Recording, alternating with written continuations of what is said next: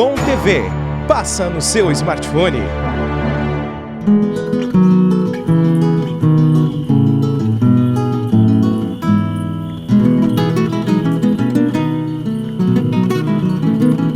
Buenas, gauchada amiga deste Rio Grande amado, gauchada cujos irmãos de outras regiões do Brasil por vezes não compreendem o nosso linguajar, que traz nesse dialetal campechano influência lá dos bandeirantes paulistas, também temperado pelos lagunenses e açorianos que povoaram esta região, sem falar da influência dos irmãos platinos, que viviam mais aqui no Rio Grande do que do seu lado da fronteira.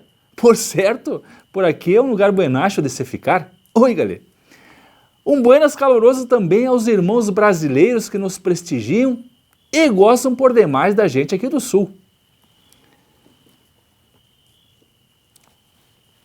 E hoje, aguilhados pela curiosidade de nossos fiéis assistentes de todos os domingos, estamos trazendo no Prosa de Galpão de hoje o tema Curiosidades do Regionalismo Gaúcho, com palavras e expressões concernentes à idiosincrasia do ser gaúcho, que batizam o jeito de ser do gaúcho, definem usos e costumes, coisas ou situações do dia a dia do homem do campo.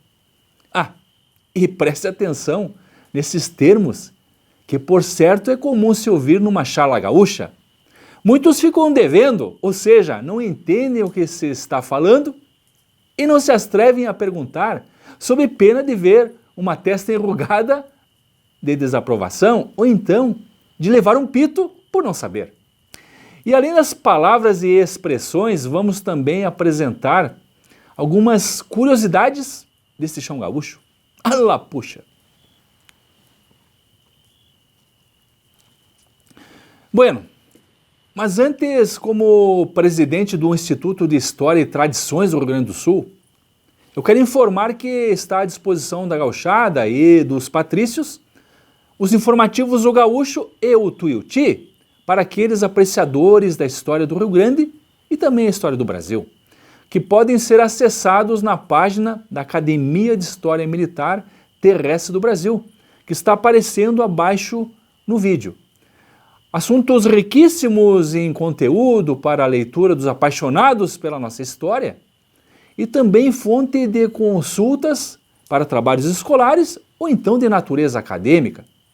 Visite a página então da Academia de História Militar Terrestre do Brasil e consulte os informativos O Gaúcho e o Tuiuti. Vale a pena conferir.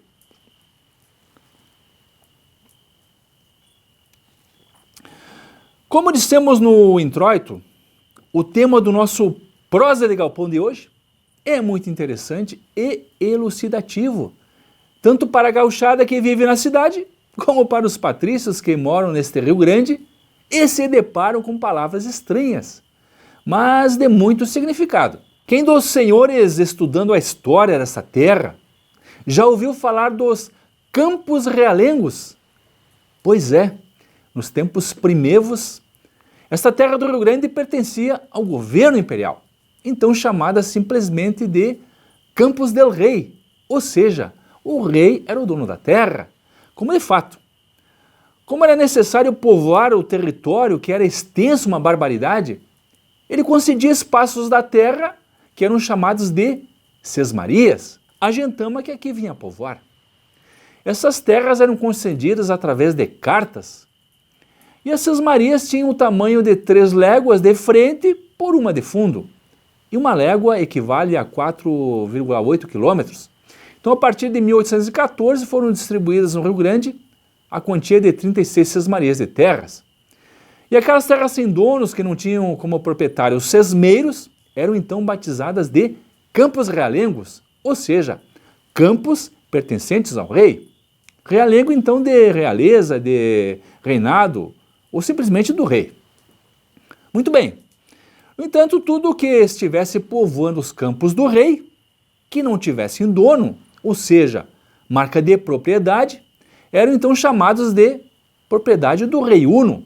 Daí vem uma macanuda expressão gaúcha que é aquilo que não tem marca ou sinal, identificando que é propriedade de alguém, chama-se rei Uno. esta palavra Rei Uno entrou então no linguajar regionalista gaúcho. Não tem propriedade, não tem dono, se chama então de Rei Uno. E o nosso Rio Grande é muito rico também na sua flora, principalmente com as matas nativas. Por certo, a gauchada e os patrícios já ouviram falar em madeira de lei? Opa! Mas é claro que sim. Mas o que é a tal madeira de lei? Pois é, eram as madeiras que só podiam ser cortadas com autorização expressa do rei. Isto é, tinha uma lei que regulava o seu corte. Por isso, madeira de lei. E a primeira madeira que foi regulada foi então o pau-brasil, na tentativa de coibir o contrabando na costa brasileira com os malevas dos graxaíns que vinham do estrangeiro, negociantes franceses, espanhóis e até ingleses. Depois do pau-brasil, entrou na lista das madeiras de lei o jatobá e a tal da peroba. Proclamada a independência do Brasil, essas leis então perderam a serventia, ficando a expressão madeira de lei, então, apenas mente para designar as madeiras de cerne duro e resistentes, como o ipê, a imbuia, o mogno, o cedro e também o jacarandá. O segredo destas madeiras fortes é que o seu cerne contém substâncias químicas que protegem da umidade, dos fungos e insetos, tal qualmente o medonho do cupim, tendo então grande durabilidade.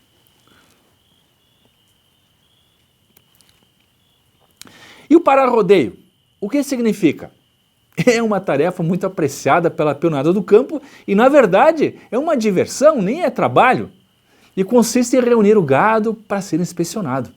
É o momento de fornecer o tal do suplemento mineral como sal, marcar os animais, aparar a ponta de aspas, tratar das bicheiras, curar o umbigo dos bezerros recém-nascidos, assim como apartar certos animais para outro destino. Pararrodeios também tem a função de conectar o peão campeiro com os animais, então para incentivá-los a serem mais dóceis e até receptivos.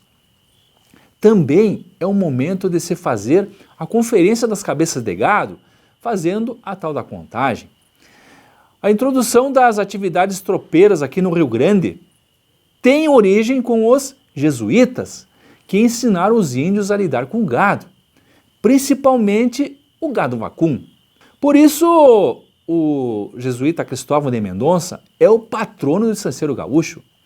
Sempre lembrando que não foi Cristóvão de Mendonça o introdutor do gado nessa região. O seu papel, na verdade, foi trazer gado para as reduções jesuíticas. Isso sim. Bueno, nessa lida com a gadaria, os índios aprenderam a fazer a contagem das cabeças de gado, numa voz então alta dentro de um certo diapasão. E esse costume de contagem de gado também ocorria nas estâncias e fazendas. Interessante é que houve um tempo que o contador de gado era uma especialidade. Tinha que ter destreza para poder fazer a contagem na agitação do gado. Ui, e para ajudar na contagem, se criou instrumentos como a tal da talha, que geralmente tinha um número de 50. Mas como era essa tal de talha? Ora, se usava os cachos da rédea, normalmente um número completo de 10 flecos, isto é, as franjas feitas do próprio couro, e cada fleco equivalia a 5 cabeças de gado. Uns usavam um anel no barbicacho do chapéu, com tentos finos que ajudavam na conferência. Guasqueiros faziam anéis de couro livres em um grande anel, com a facilidade de passar de um lado para o outro. Então, ao conferir o gado na contagem, a esse número chegava a 50 cabeças, o contador gritava, talha, e um outro encarregado lá ia marcando de 50 em 50. As sobras eram chamadas de sobretalha. Então, como exemplo, 10 talhas e 8 de sobretalha significava 508 animais. Era então a forma de contar as cabeças dos animais no campo, pois não era fácil fazer a contagem de uma tropa enriqueta sem ter um instrumento auxiliar, no caso, a talha. Estamos falando então de tempos que havia muita gadaria, muito gado dava cria no mato e o rebanho aumentava sem o conhecimento do seu proprietário, sem contar das cabeças que eram roubadas pelos gaudérios e a indiada mala. Por falar em res enriqueta, há uma definição também para o gado bravio, o qual denominamos de gado alçado. É o gado que se encontra livremente no campo e que não tem contato com a peonada e vive então em estado selvagem. Nos antigamente era comum o gado se reproduzir nos matos e se criar selvagem. Daí o nome gado alçado. E o gado chimarrão, o que é? É aquele gado que foi domesticado e foge para os matos fora de toda sujeição. O mesmo acontece com a cuscada, que foge também da vida doméstica e se tornam selvagens. Claro, estamos falando de tempos muito antigos. E a tarca? Ora, a tarca também era um instrumento que ajudava na contagem das tosas de ovinos para a retirada da lã e também nas marcações dos animais que se fazia dando um pequeno corte na orelha das ovelhas, sendo marcadas então de 10 em 10. A cada ovelha tosada se dava um corte numa tira de couro cru, presa numa tábua ou num palanque, ou então um talho num pedaço de madeira disponível para tal serviço. O esquilador, que era o responsável pela tosa das ovelhas, recebia uma ficha de folha de lata, ou então de alumínio, e a cada ovelha tosada o esquilador gritava: lata, sinal e tarca. E as fichas eram o controle que o esquilador tinha para poder receber o pagamento do seu serviço de tosa do estanceiro. Um bom controle. E os campos neutrais, os antigos que estão aquerenciados lá nas regiões das grandes lagoas, ali no sul do Rio Grande, por certo já ouviram falar desse nome, campos neutrais. Bueno, lá por volta de 1777, os impérios da Espanha e de Portugal, que peleavam pela posse desse território aqui no Cone Sul, assinaram um tratado denominado de Santo Ildefonso, encerrando então a disputa pela posse da colônia do Sacramento, que então ficou com os portugueses, e a partir de 1828 foi devolvido então o Estado Oriental do Uruguai. Entre os dois territórios, português e espanhol, dividido então nesse tratado de Santo Ildefonso, restou uma nesga de terras limitada pela Lagoa Mirim, a Lagoa Mangueira e a Costa Marítima, que ficou conhecida então como Campos Neutrais. E o nome já diz, uma área neutra. Ali nem portugueses, nem espanhóis podiam construir povoações e fortalezas. Com o tempo, essa área transformou-se numa espécie de terra sem dono. Na verdade, um corredor e zona de contrabando, refúgio de malfeitores, de gaudérios, de chibeiros, ou seja, área de cruzo dos graxaíns, aqueles indivíduos dedicados ao roubo, contrabando, bandidagem. O gaudério já definimos em outro Prosa de Galpão, é aquele tipo de homem desertor das tropas militares que andavam por essa região aqui nos primeiros tempos e sobreviviam logrando os outros. Na verdade, eram os vagabundos do campo. O chibeiro é uma designação fronteiriça para o contrabandista e o mambeiro.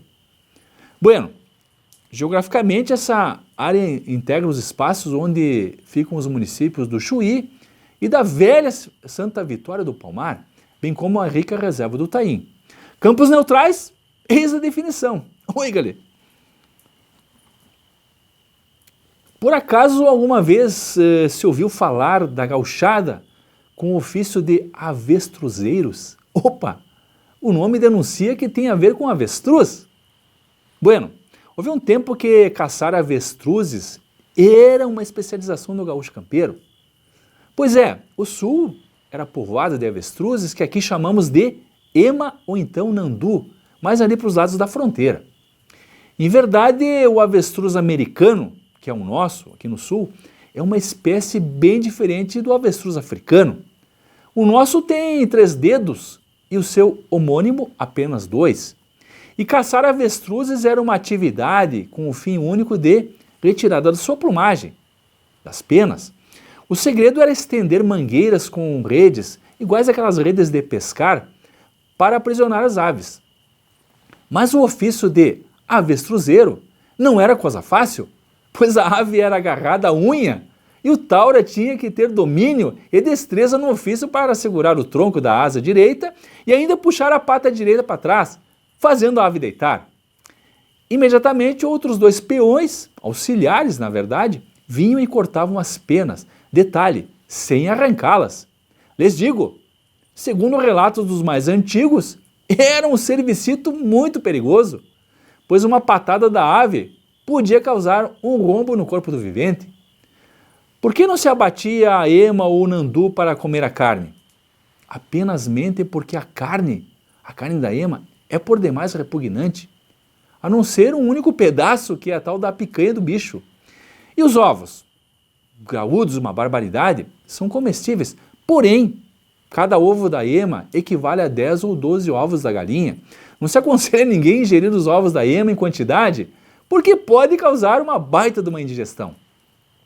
Disse que estas aves são limpadoras dos campos e, junto com outros animais na fazenda ou na estância, ajudam a acalmar outros rebanhos da fazenda, fazendo companhia. Antigamente, as emas eram caçadas com bolhadeiras, um instrumento com 3 pontas de cordas de couro presas numa extremidade, tendo nas pontas bolas redondas retovadas de couro. Então era um instrumento primitivo. Nos antigamente foi de muito uso, pelos gaúchos da Pampa, o chapéu pança de burro. Mas que interessante! Pois é, foi por muito tempo a cobertura do gaúcho rioplatense que ocupou tanto a Pampa argentina como uruguaia e rio-grandense também. Trata-se de um chapéu feito com a barriga de burras, normalmente aquelas de pelagem de couro branca ou cor clara. O couro da barriga então era cortado em círculo e estaqueado na ponta de um poste com a extremidade arredondada, para ser moldado então até ficar de forma cônica, preso por um tento de couro, dobrando-se então as bordas para moldar uma pequena aba. Muitos faziam um barbicacho de finos tentos de couro de potrilho para então prender na nuca ou então debaixo do queixo ou debaixo do nariz. Esse costume foi trazido dos espanhóis arrieiros e assemileiros das Astúrias e León, lá da Espanha. Mas que peça mais chucra e de serventia! Pois é, e quem tinha um chapéu pança de burro estava bem protegido. Alá, puxa seu! E a bota garrão de potro. O nome já sugere que foi um calçado primitivo, foi usado pelo gaúcho desde o século XVII, sendo então encontrado com os arrieiros de mulas do Chile e também do Peru.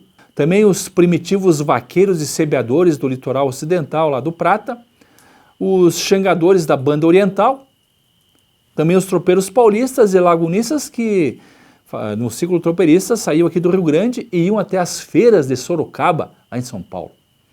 O calçado era um tubo de couro sem costuras que se ajustava à perna e também ao pé.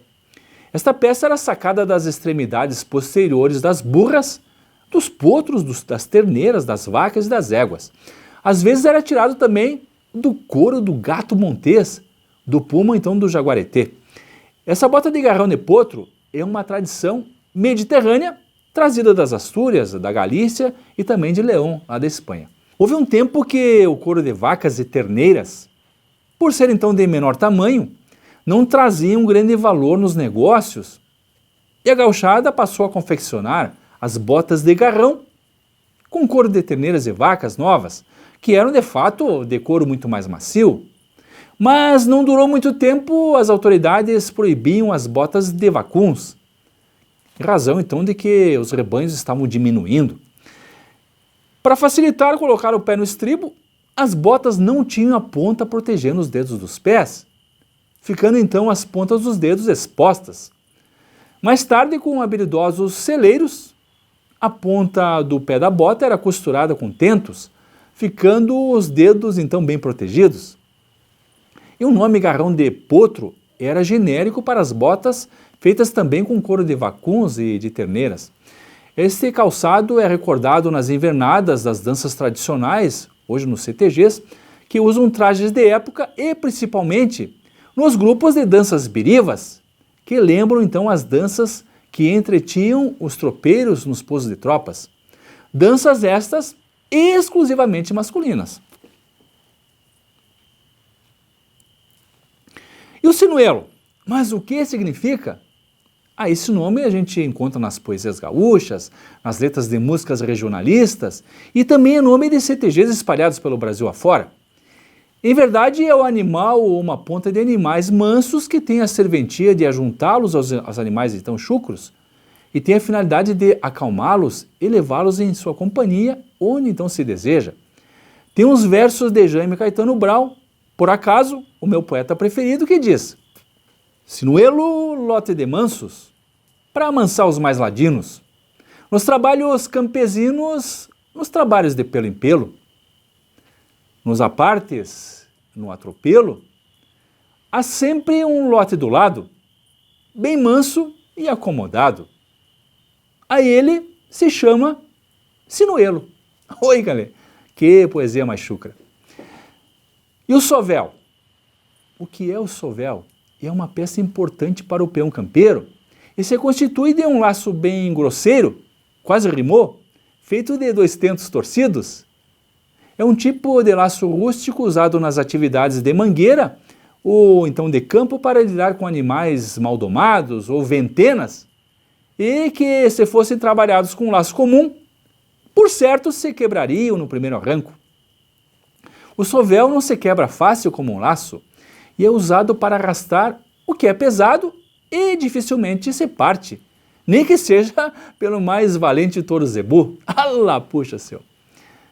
O pé de amigo. O que é o pé de amigo? É um sistema de peia do animal cavalar ou muar, que consiste então em passar-lhe pelo grosso do pescoço, junto às cruzes, um laço ou então um maniador, que se dá um nó, pelo qual corre uma laçada que vai prender uma das patas traseiras ou então dianteiras, levantando-os mais ou menos um palmo ou 2, deixando o animal apoiado apenasmente em 3 pés, o que lhe dificulta o movimento e impossibilita de dar coices. Pois é, em sentido figurado, a gauchada do campo costuma dizer que passar um pé de amigo significa criar uma situação complicada para alguém, um compromisso que ele não pode fugir. Prestem atenção nos conhecidos que estão lhe passando um pé de amigo. Tome tenência, mas que barbaridade. E a pelota não tem nada a ver com a bola. Vejamos então, temos uma cidade gaúcha aqui no sul do Brasil que leva o nome de Pelotas. É um rio que divide o nosso estado gaúcho do estado de Santa Catarina, também chamado de Rio Pelotas. E o nome Pelota vem da prática da travessia de rios com embarcação feita com couro, um couro de vacum preparado como se canoa fosse, para então conduzir pessoas ou mantimentos pela água, evitando então que se molhassem. Esta prática foi muito usada nos tempos das charqueadas e no ciclo do tropeirismo no Brasil, nos tempos que não havia pontes, não havia pinguelas, para cruzar então os rios. Disse que os mouros já usavam esse tipo de embarcação e os espanhóis naturalmente herdaram essa prática, trazendo aqui para a América. Mas aqui no sul há relatos que os índios pampianos, os charruas e os minuanos, já conheciam a utilidade do couro para cruzar seus mantimentos nos rios onde não dava aval. O pago. O que é o pago? Ora, é o lugar onde se nasceu, o rincão, a querência, o povoado onde se reside. É muito comum o gaúcho, quando está fora do Rio Grande, se referir: mas que saudade do pago! E o pelo duro? O que é o pelo duro? É o vivente genuinamente rio-grandense? O da terra, que não tem traços com outras raças, isso é, não é encastiçado, ou seja, oriundo da cruza de outras raças. Bueno, meus amigos, estamos então no brete dos finalmente do nosso Prosa de Galpão de hoje, quando fizemos um passeio trazendo algumas curiosidades regionais do nosso Rio Grande, trazidas então lá dos tempos dos antigamente, então como o primeiro bloco. No próximo domingo, continuaremos com esse tema interessante, trazendo mais curiosidades. Prepare o teu mate e nos assista domingo que vem. Graças e até mais.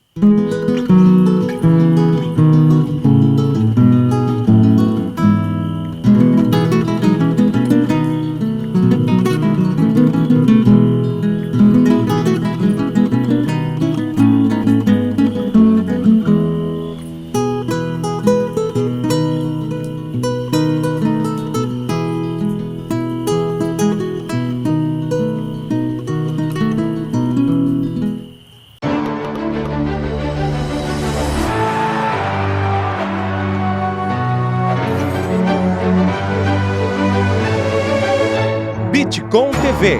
Passa no seu smartphone.